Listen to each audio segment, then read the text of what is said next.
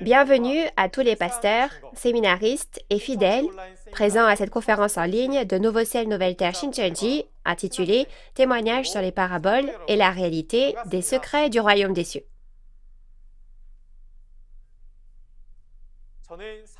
Je suis Chano Kwak et je serai votre présentateur aujourd'hui.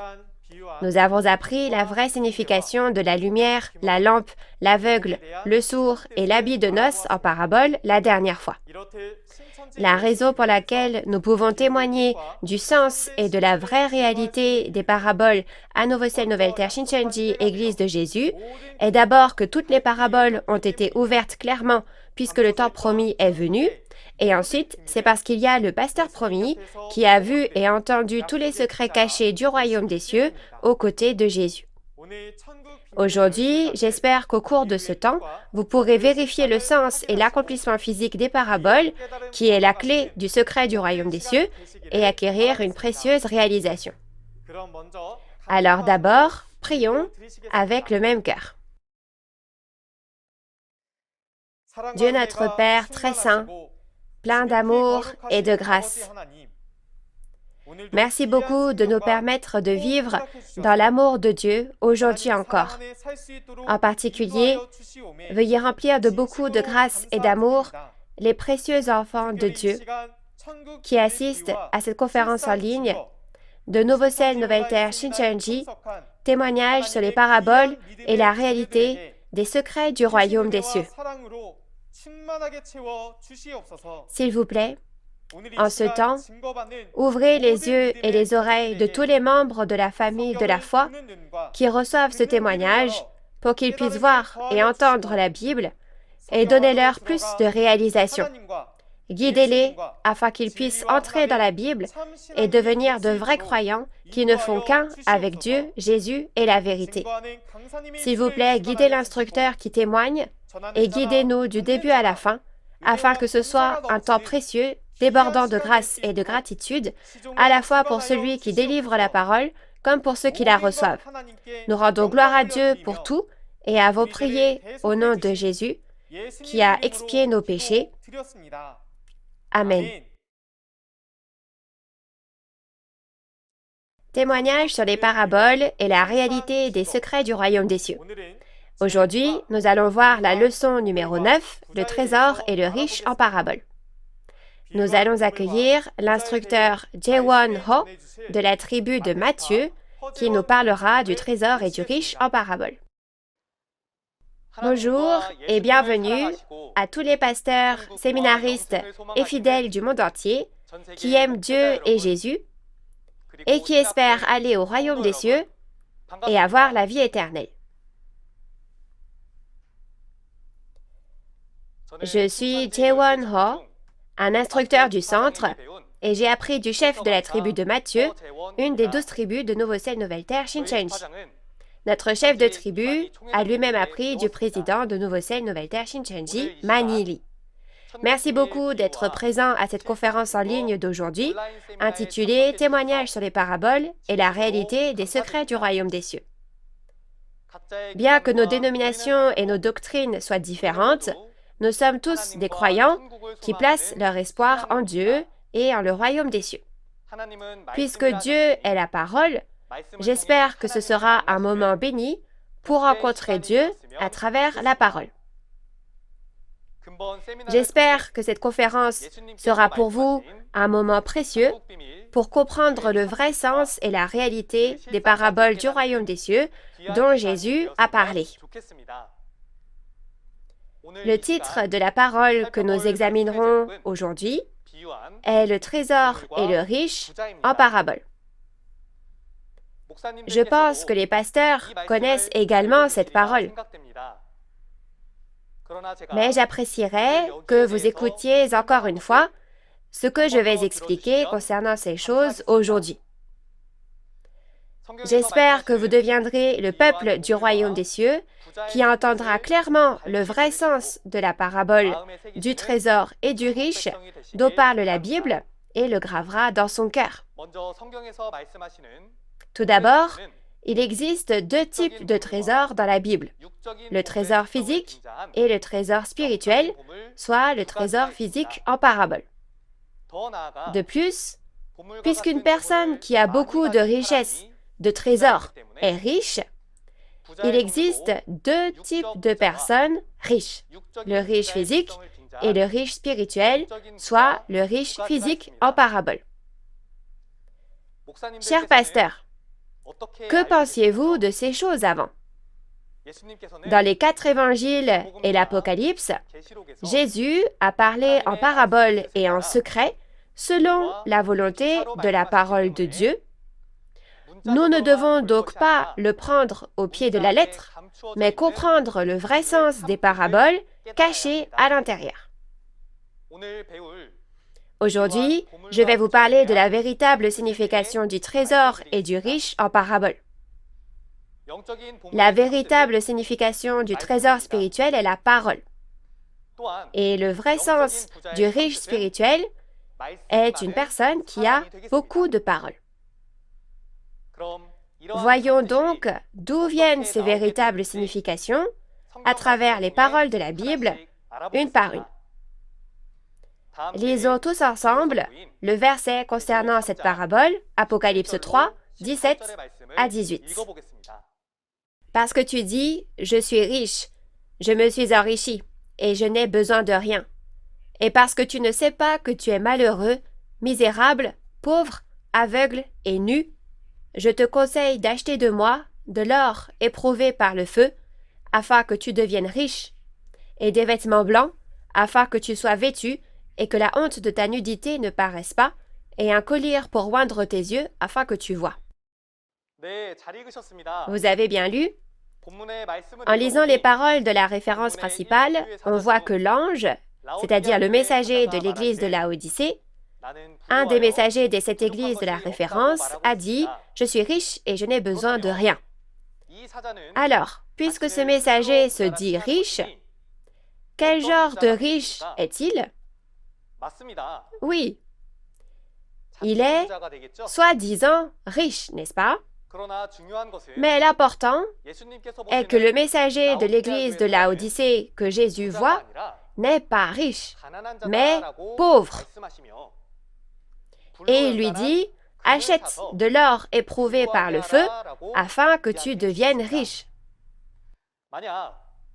Si le messager de Laodicée avait réellement été pauvre, aveugle et nu, il aurait forcément su qu'il était pauvre, aveugle et nu.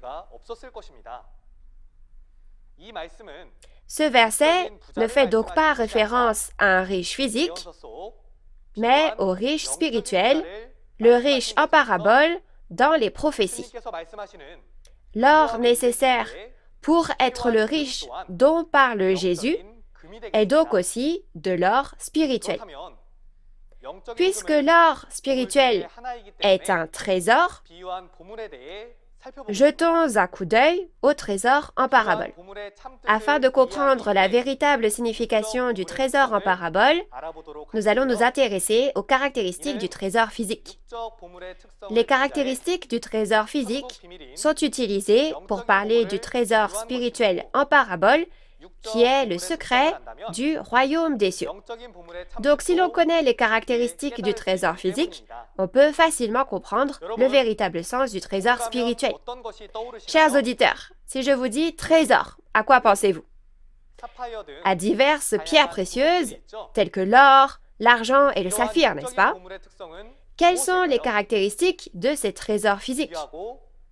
C'est précieux et ça a de la valeur, n'est-ce pas? La raison en est qu'ils ne changent pas d'apparence au fil du temps. Et comme tout le monde ne peut pas les avoir facilement, leur valeur est forcément grande. Dans la Bible, ces trésors sont décrits de plusieurs façons. Les types de trésors physiques dans la Bible comprennent l'or, l'argent, les perles, etc. Nous les qualifierons de trésors de manière générale. Jusqu'à présent, lorsque nous pensions aux trésors, nous ne pensions qu'aux trésors physiques. Mais lorsqu'il s'agit de trésors dans la Bible, nous devons penser à la fois aux trésors physiques et aux trésors spirituels, soit le trésor physique au sens figuré. Ensuite, lisons la parole de Proverbe 25, 11 à 12. Comme des pommes d'or sur des ciselures d'argent, ainsi est une parole dite à propos. Comme un anneau d'or et une parure d'or fin, ainsi pour une oreille docile est le sage qui réprimande. Oui, vous avez bien lu. Il est dit que la parole dite à propos est comme des pommes d'or sur des ciselures d'argent, et que la réprimande du sage est comme un anneau d'or et une parure d'or fin pour ceux qui l'écoutent et la suivent. Cela ne fait pas référence à l'or physique réel, mais le trésor qu'est l'or ici sert à désigner la parole par comparaison. La parole dite à propos et la réprimande du sage se réfèrent toutes deux à la parole de Dieu qui ne change pas comme l'or. Comme c'est une parole très précieuse et qui ne change pas, cette parole est semblable à de l'or. Les paroles des hommes peuvent changer, mais la parole de vérité de Dieu, elle, ne change jamais comme l'or. Si on regarde ensuite les paroles du psaume 12, versets 6 ou 7 en fonction des versions, regardant le trésor, il est dit que les paroles de l'Éternel sont des paroles pures, comme de l'argent éprouvé sur terre au creuset et 7 fois épuré. Être pur signifie être propre et sans mélange. La parole de Dieu est donc pure et sans mélange. C'est pourquoi il est dit que c'est comme de l'argent éprouvé sur terre au creuset et 7 fois épuré. N'est-ce pas exempt d'impureté si c'est trempé 7 fois dans un creuset de terre? De cette façon, l'argent qui a été raffiné 7 fois est aussi une sorte de trésor et sa véritable signification est la parole.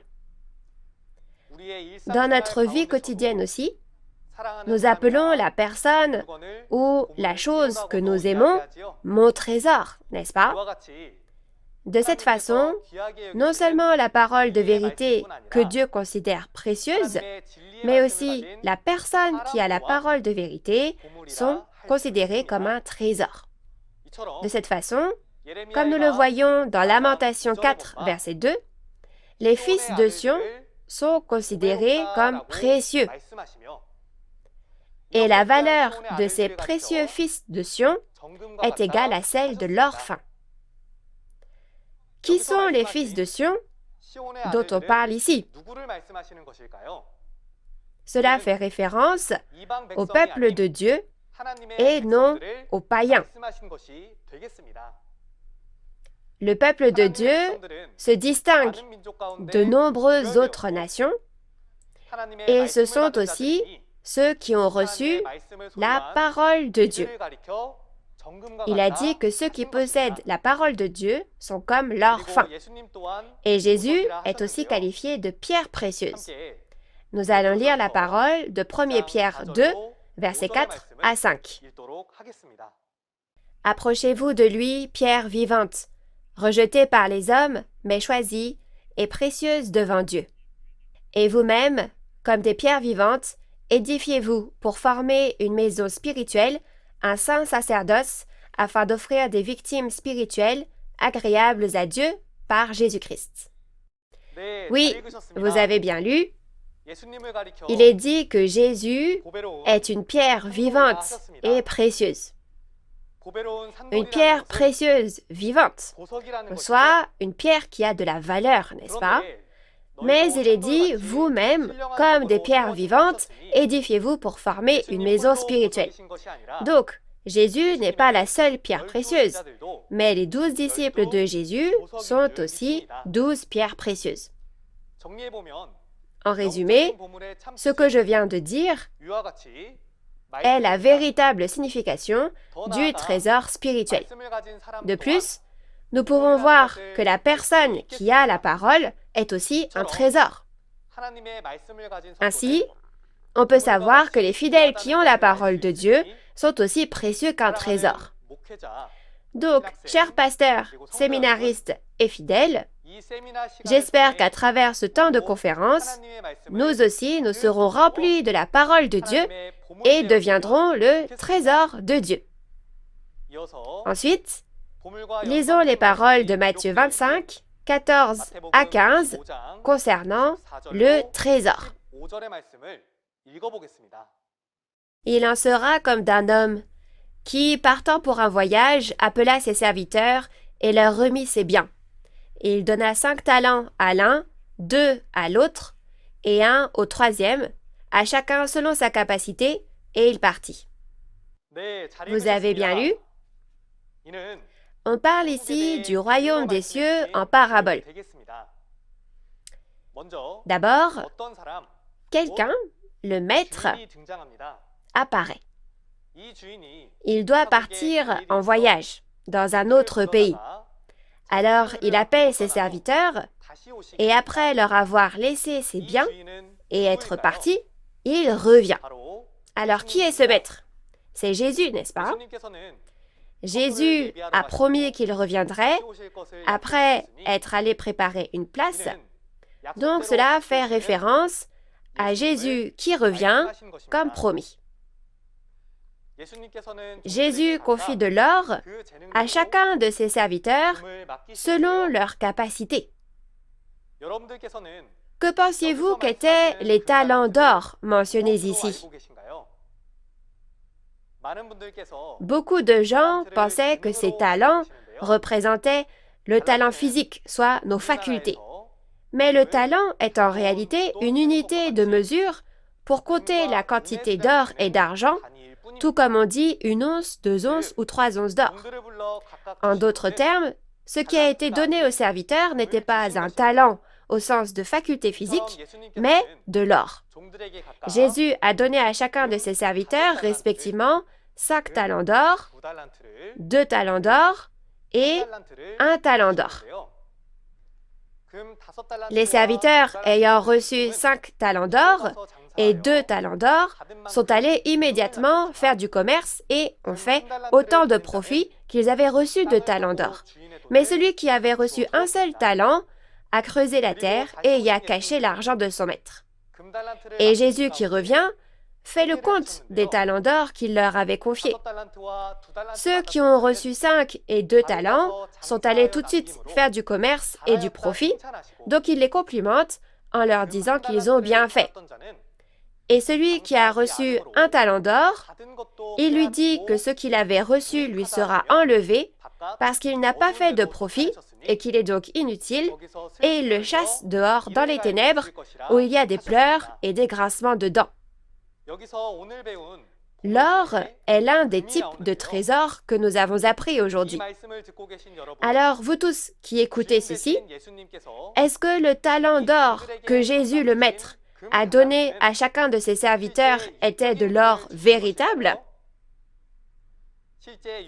Il ne leur a pas donné de l'or physique, mais de l'or spirituel, c'est-à-dire la parole. Alors, les serviteurs, avec cette parole comme de l'or, même si chacun en a une quantité différente, doivent faire de leur mieux pour faire du commerce et du profit. Puisque l'or mentionné ici est la parole, faire du commerce signifie ici l'évangélisation, le fait de prêcher la parole. Chers pasteurs, séminaristes et fidèles du monde entier, j'espère que vous graverez bien dans votre cœur les paroles de cette conférence que vous écoutez et que vous ferez de votre mieux pour partager la vérité que vous avez reçue de Jésus afin que nous puissions tous ensemble participer au salut. Nous avons vu le trésor en parabole. Ainsi, comme dans Apocalypse 3, versets 17 à 18, qui est le verset sur la parabole d'aujourd'hui, l'or que Jésus a dit au messager de l'église de Laodicée d'acheter, l'or éprouvé par le feu, n'est pas de l'or véritable, mais de l'or spirituel, c'est-à-dire qu'il lui dit de se remplir de la parole. Examinons maintenant les différents types de trésors spirituels. Il existe deux sortes de trésors spirituels. L'un est le trésor de Dieu et l'autre est le trésor de Satan. Le trésor de Dieu est la parole de vérité, mais le trésor de Satan est un faux trésor et fait référence à la fausse vérité. Dans Apocalypse 17, versets 4 à 5, il est dit que la prostituée de Babylone est parée d'or, de pierres précieuses et de perles. Cette prostituée est un faux pasteur qui reçoit la semence de Satan, qui est la fausse vérité, et est avec Satan. Il est dit que c'est un faux pasteur qui s'est orné de toutes sortes de fausses vérités, ce qui est comparé au fait d'être orné d'or, de pierres précieuses et de perles. En d'autres termes, l'or, les pierres précieuses et les perles que la prostituée possède sont les trésors de Satan et représentent la fausse vérité. Les trésors de Satan sont également décrits dans Apocalypse 18, verset 12. Il y a de l'or, de l'argent, des pierres précieuses, des perles, etc., qui appartiennent à Babylone, la demeure des démons. Encore une fois, ce ne sont pas de vrais trésors, mais cela fait référence à la fausse vérité. En voyant cela, j'espère que nous nous remplirons de la parole de Dieu, qui est la vraie vérité, et non de la fausse vérité, qui est le trésor de Satan, et deviendront le trésor de Dieu.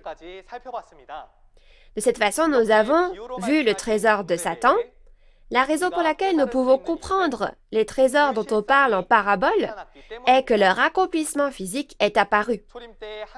La réalité du trésor de Dieu au premier avènement était Jésus et ses disciples qui ont reçu la parole et la parole de vérité. Parce que ce sont ceux qui possèdent la parole de Dieu, ils sont comme un trésor aux yeux de Dieu. Est-ce que vous tous qui écoutez cette conférence aviez les trésors de Dieu ou aviez-vous les trésors de Satan?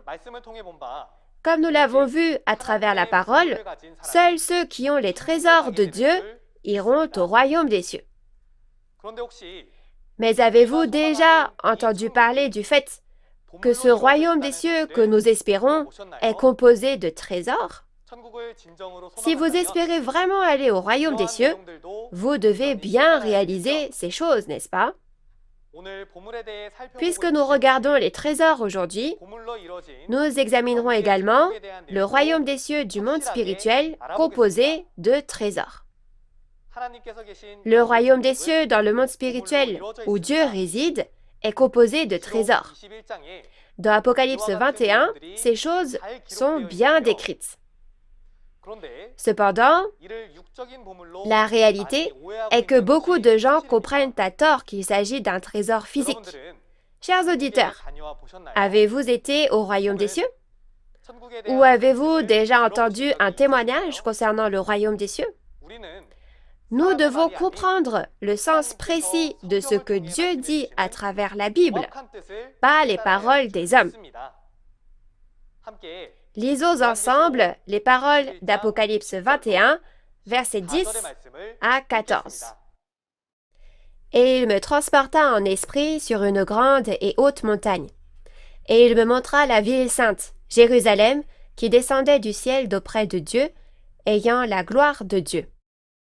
Son éclat était semblable à celui d'une pierre très précieuse, d'une pierre de jaspe transparente comme du cristal. Elle avait une grande et haute muraille, elle avait 12 portes, et sur les portes 12 anges, et des noms écrits, ceux des 12 tribus des fils d'Israël. À l'Orient 3 portes, au Nord 3 portes, au Midi 3 portes, et à l'Occident 3 portes. La muraille de la ville avait 12 fondements, et sur eux les 12 noms des 12 apôtres de l'agneau. Vous avez bien lu? La ville sainte, la Nouvelle Jérusalem, est le royaume des cieux du monde spirituel. L'apôtre Jean, guidé par le Saint-Esprit, voit le royaume des cieux dans le monde spirituel. Et en le regardant, il y a 12 portes de perles et 12 pierres de fondation, c'est-à-dire 12 pierres précieuses. Cela fait référence aux 12 disciples de Jésus. Et il y a une ville faite d'or pur et une place, un chemin, fait d'or pur, ce qui signifie les paroles immuables et précieuses de la vérité. Et cette ville sainte, la Nouvelle Jérusalem, viendra sur le nouveau ciel et la nouvelle terre, soit Shincheonji, comme dans Apocalypse 21, versets 1 à 2. Chers auditeurs, si la ville sainte, la Nouvelle Jérusalem, le royaume des cieux du monde spirituel, était faite de véritables trésors physiques, ne l'aurions-nous pas déjà découverte avec la technologie moderne, avec la science et la technologie de pointe la plus évoluée de l'histoire de l'humanité que nous avons aujourd'hui? On aurait déjà dû l'avoir trouvée, n'est-ce pas? Par conséquent, la ville sainte, la Nouvelle Jérusalem, qui est le royaume des cieux du monde spirituel dont on parle dans la Bible, n'est pas constituée de trésors physiques. La ville sainte, la Nouvelle Jérusalem, est le royaume des cieux du monde spirituel, composé de trésors. C'est l'organisation du royaume des cieux, composée de la parole de vérité et de ceux qui ont réalisé la parole de vérité. La parole est le trésor spirituel, et les esprits qui ont réalisé la parole sont aussi des trésors spirituels. C'est ainsi que le royaume des cieux du monde spirituel est constitué de ces trésors spirituels. Puisque le monde spirituel, c'est-à-dire le ciel, est ainsi constitué de ces trésors, alors, comme nous le confessons dans le Notre Père, sur terre également, il doit y avoir un endroit constitué des mêmes pierres précieuses, n'est-ce pas? Dans Matthieu 6, verset 10, il est dit que ta volonté soit faite sur la terre comme au ciel.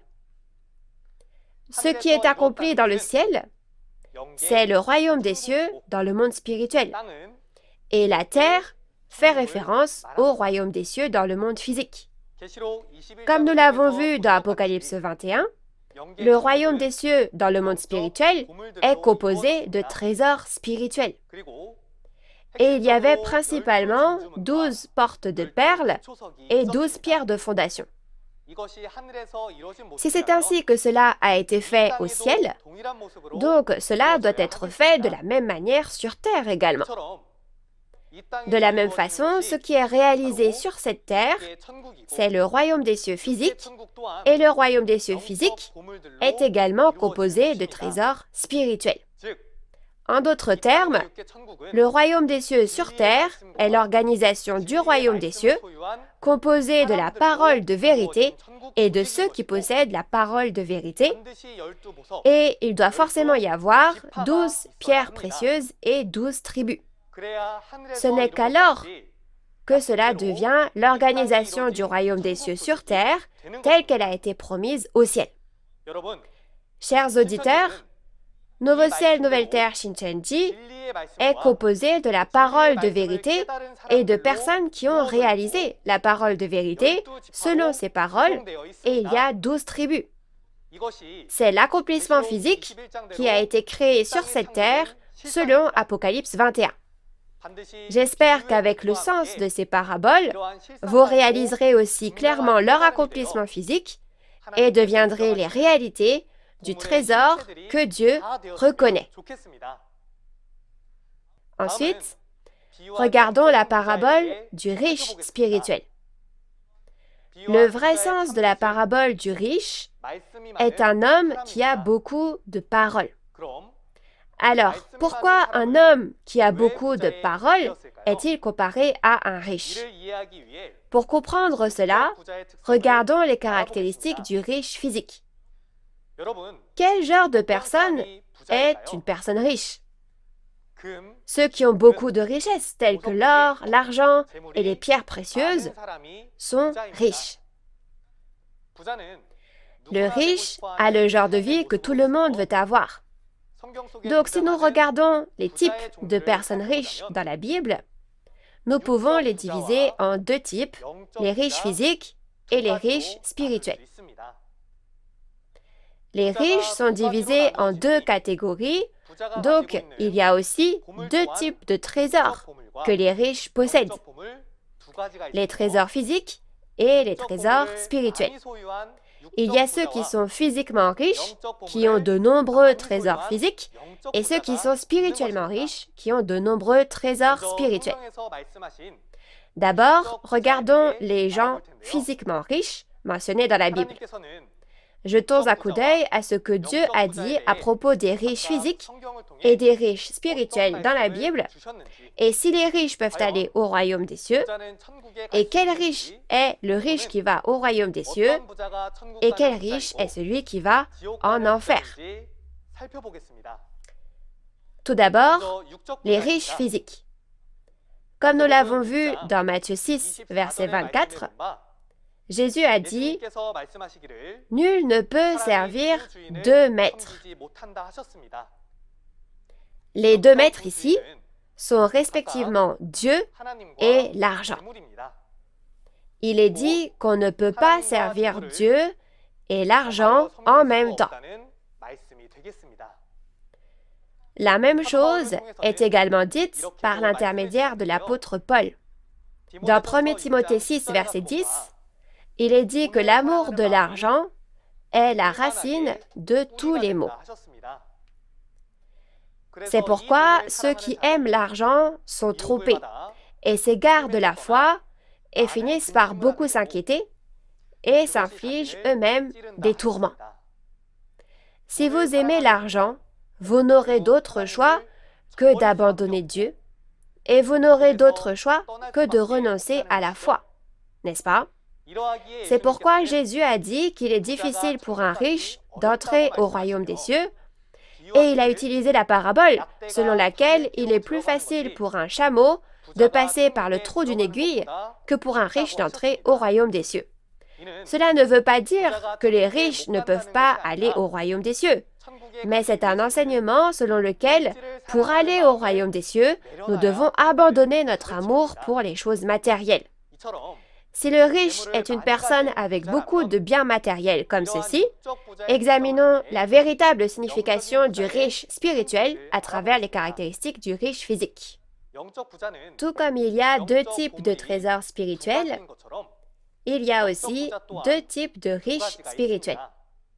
Premièrement, l'homme riche de Dieu est celui qui possède beaucoup de trésors de Dieu, la parole de vérité, et ce type de riche ira au royaume des cieux. Cependant, parce que les trésors spirituels ne sont pas seulement les trésors de Dieu, mais aussi les trésors de Satan, il y a aussi les riches de Satan. Si le trésor de Dieu est la parole de vérité de Dieu, le trésor de Satan est la fausse vérité. Une personne qui en a beaucoup est l'homme riche de Satan, et son résultat sera l'enfer et non le royaume des cieux. Dans Apocalypse 6, verset 15, il est dit que les rois de la terre, les grands, les chefs militaires, les riches, les puissants, tous les esclaves et les hommes libres se cachèrent dans les cavernes et dans les rochers des montagnes. Ce sont les gens qui seront jugés par Dieu et Jésus. Et ils se sont cachés dans des cavernes et entre les rochers des montagnes pour éviter ce jugement.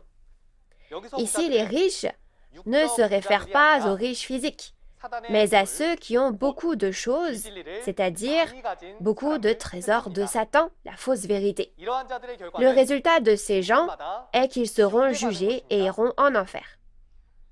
De cette façon, nous avons regardé aussi l'homme riche de Satan. Ainsi, comme vous avez pu le voir précédemment, l'homme riche en parabole est apparu dans la réalité. Au premier avènement, les riches appartenant à Dieu étaient Jésus et les 12 disciples. Jésus et ses disciples étaient remplis de la parole de Dieu et le résultat est le royaume des cieux. Chers pasteurs, séminaristes et fidèles, en utilisant la Bible comme un miroir, nous devons regarder si nous sommes les riches de Dieu ou les riches de Satan et rencontrons à tout prix le vrai pasteur de Dieu et remplissons-nous de la parole de vérité afin que nous puissions devenir des enfants de Dieu qui jouissent des bénédictions du royaume des cieux et de la vie éternelle. Passons maintenant à la conclusion de la parole d'aujourd'hui. Le trésor en parabole est la parole de Dieu qui ne change pas et est précieuse comme l'or. Et le riche en parabole est un homme qui a beaucoup de paroles. La parole de Dieu est comparée à un trésor par comparaison aux choses du monde, mais en réalité, c'est la parole de Dieu qui sauve notre esprit. Elle ne peut être comparée à aucun trésor du monde. La parole de vérité de Dieu nous libère du péché et nous donne le salut, la vie éternelle et le royaume des cieux. Alors débarrassons-nous de l'avidité pour les trésors physiques et abandonnons la fausse vérité qui est la fausse richesse et devenons riches, des riches qui possèdent la parole de Dieu, afin que nous puissions tous atteindre le salut ensemble. Avez-vous bien écouté la parole d'aujourd'hui? Réalisons tous les secrets du royaume des cieux. Jésus a dit que si vous ne réalisez pas les secrets du royaume des cieux, vous ne pouvez pas aller au royaume des cieux.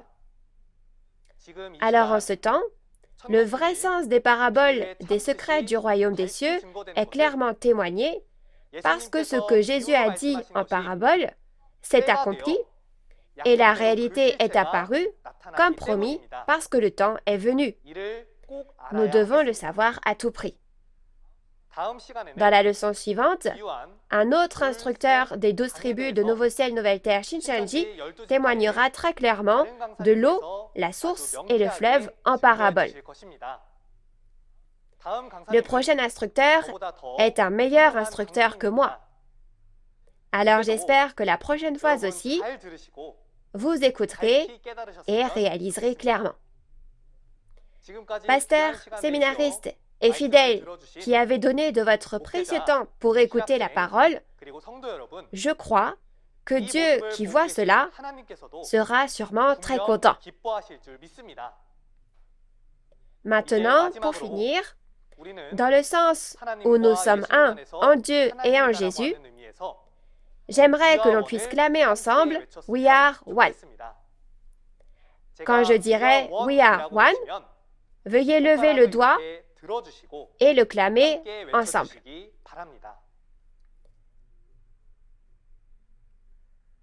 Nous sommes un en Dieu et en Jésus. We are one. Nous sommes un. Nous allons tous prier Dieu avec le même cœur. Dieu le Créateur, notre Père, qui est le grand Seigneur du ciel et de la terre, envers qui nous sommes reconnaissants. Nous vous rendons une grâce et une gloire infinie pour la grâce que vous nous avez accordée aujourd'hui de nous donner une vie si précieuse et aussi pour nous permettre d'entendre les précieuses paroles de Dieu le Père. Accordez la grâce et la réalisation à nos bien-aimés pasteurs, séminaristes et à tous les fidèles, afin que nous puissions pleinement réaliser ces paroles et graver les secrets du royaume des cieux de Dieu, la parole de l'Apocalypse dans nos cœurs, et afin que nous puissions naître de nouveau en tant que précieux enfants de Dieu. S'il vous plaît, guidez-nous pour que le monde où règne Dieu le Père puisse venir le plus tôt possible. Dieu notre Père, nous croyons que toutes choses sont en train d'être renouvelées. Dans un tel temps, Dieu le Père seul soyez glorifié. Et s'il vous plaît, soyez avec nous, afin que toute l'humanité dans le monde puisse vraiment vivre avec Dieu le Père pour l'éternité. Nous espérons que vous entendrez toutes ces prières et nous prions dans le nom saint et miséricordieux de Jésus-Christ. Amen. Merci d'avoir écouté jusqu'au bout.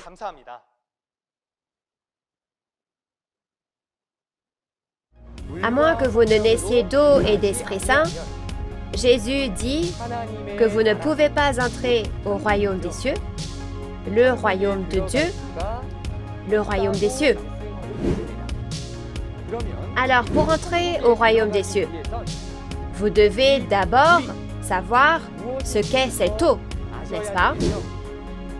Il est dit que ceux qui boivent l'eau que Jésus donne n'auront plus jamais soif et qu'une source d'eau qui donne la vie éternelle jaillira de leur sein. Comme vous pouvez le voir dans la vidéo, une conférence aura lieu lundi prochain sur le thème de l'eau, la source et le fleuve en parabole. L'heure sera la même qu'aujourd'hui, à 10h du matin, alors j'espère que vous et moi allons tous être en mesure d'entrer dans le royaume des cieux désiré en y assistant. Les conférences en ligne de Nouveau Ciel, Nouvelle Terre, Shincheonji, témoignages sur les paraboles et la réalité des secrets du royaume des cieux, sont diffusées simultanément en 24 langues à travers le monde via la chaîne YouTube officielle de Nouveau Ciel, Nouvelle Terre, Shincheonji. Les conférences sur l'Apocalypse qui se sont tenues jusqu'en décembre dernier ont déjà suscité beaucoup d'intérêt de la part de nombreux pasteurs et écoles de théologie du monde entier. Ils ont signé un protocole d'entente avec Nouveau Ciel, Nouvelle Terre, Shincheonji, Église de Jésus, et nous sommes en train de devenir un. Nouveau Ciel, Nouvelle Terre, Shincheonji, Église de Jésus est ouverte à tous ceux qui aspirent à la parole. En plus des paroles que vous avez entendues aujourd'hui, si vous avez d'autres questions ou demandes de renseignements sur Nouveau Ciel, Nouvelle Terre, Shincheonji, Église de Jésus et sa doctrine, veuillez nous contacter au numéro représentant indiqué à l'écran. Nous vous informerons en détail et avec amabilité. Avec la prière que le Seigneur nous a enseignée, nous allons clôturer cette conférence en ligne de Nouveau Ciel, Nouvelle Terre, Shincheonji aujourd'hui. Nous allons faire le Notre Père. Notre Père, qui es aux cieux, que ton nom soit sanctifié, que ton règne vienne, que ta volonté soit faite sur la terre comme au ciel. Donne-nous aujourd'hui notre pain de ce jour. Pardonne-nous nos offenses, comme nous pardonnons aussi à ceux qui nous ont offensés. Et ne nous laisse pas entrer en tentation, mais délivre-nous du mal, car c'est à toi qu'appartiennent le règne, la puissance et la gloire pour les siècles des siècles. Amen. Je remercie sincèrement la famille de Dieu d'avoir été avec nous.